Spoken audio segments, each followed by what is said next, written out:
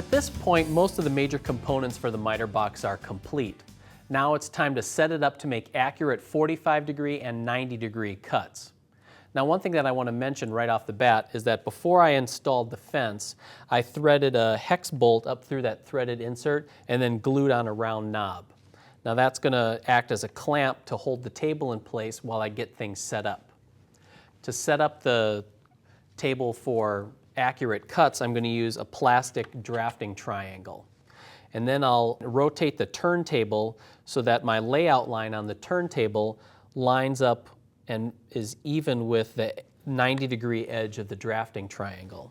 The accuracy of your miter box is going to depend on how well you set this up. So don't rush through the process, and you want to get everything lined up before locking the table in place. Now I can drill a hole for the alignment pin or the locking pin using the hole in the fence as a guide.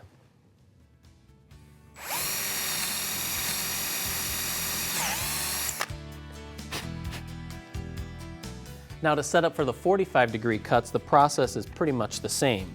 Only this time, I'm going to use the 45-degree side of the plastic triangle and rotate the turntable again, taking some time to line everything up.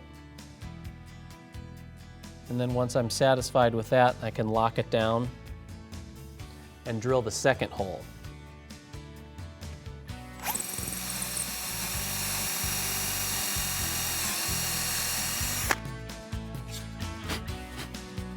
The opposite 45-degree, I'm going to move the triangle to the other side of the fence using my same layout line and then line everything up just like before.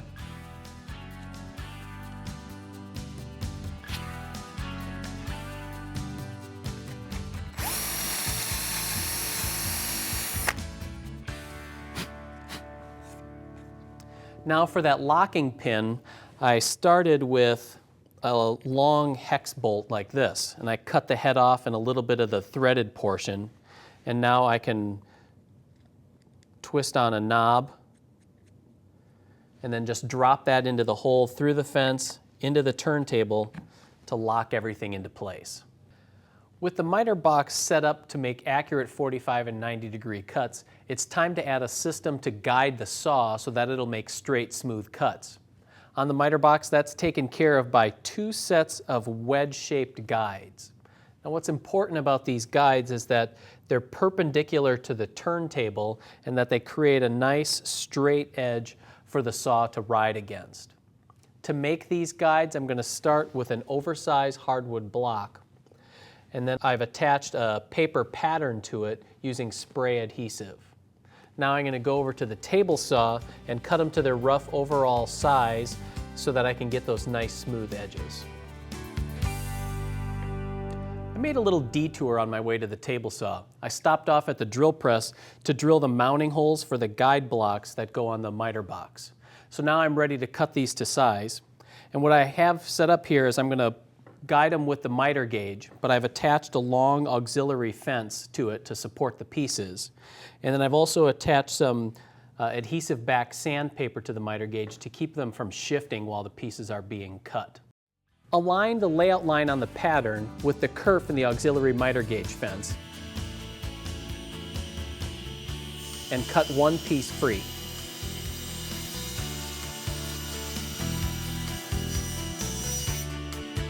Rotate the miter gauge so that it's square to the blade and make a second kerf.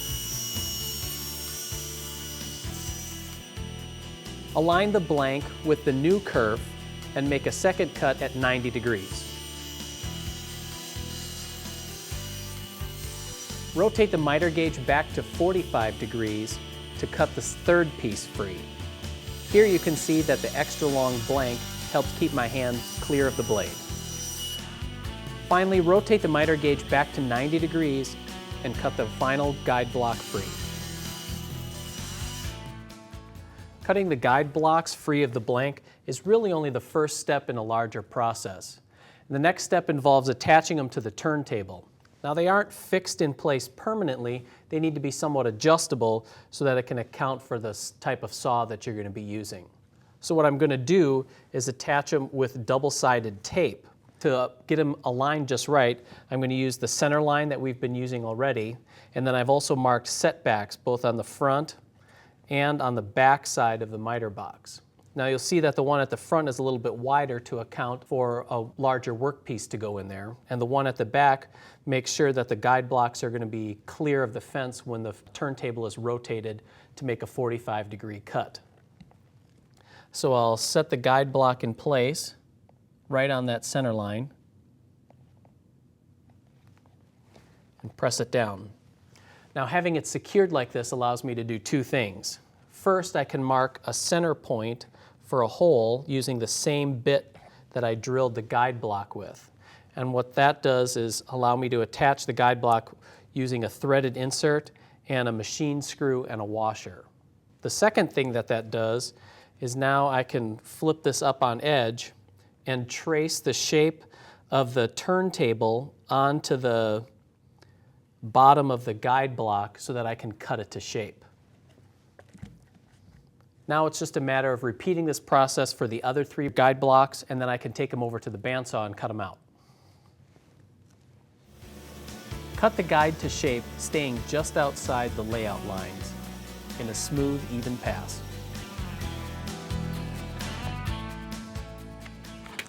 After cutting the saw guides to shape and then sanding that curve nice and smooth, you're ready to install them on the turntable.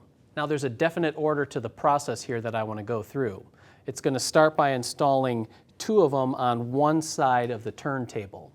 To do that, we're going to go back to the plastic drafting triangle to make sure that this reference face is perfectly square with the fence and that it's lined up with that reference line that we've been using this whole time.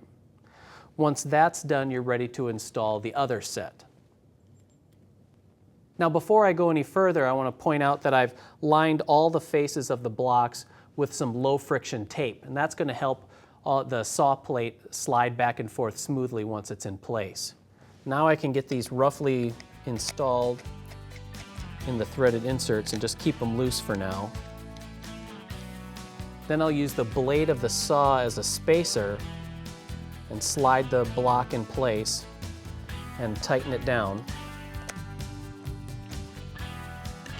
I want to make sure that a saw can still slide smoothly in there.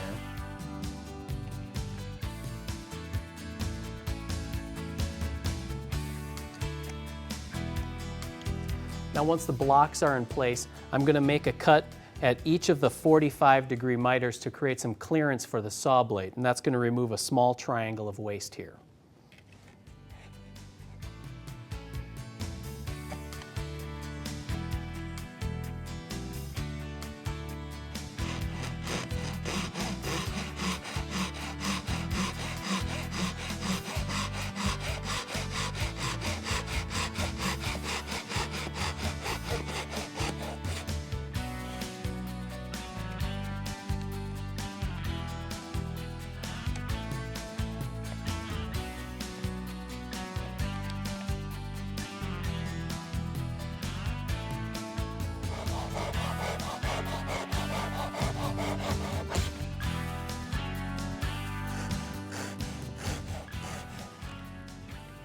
After getting the guide blocks installed and spending a little bit of time fine-tuning their position so that the saw was cutting accurately, I'm ready to put it to use. I also added some adhesive back sandpaper to the fence, and that's going to keep the workpiece from shifting around as it cuts. So I'm going to finish up this molding here and drop it into place and see how it works.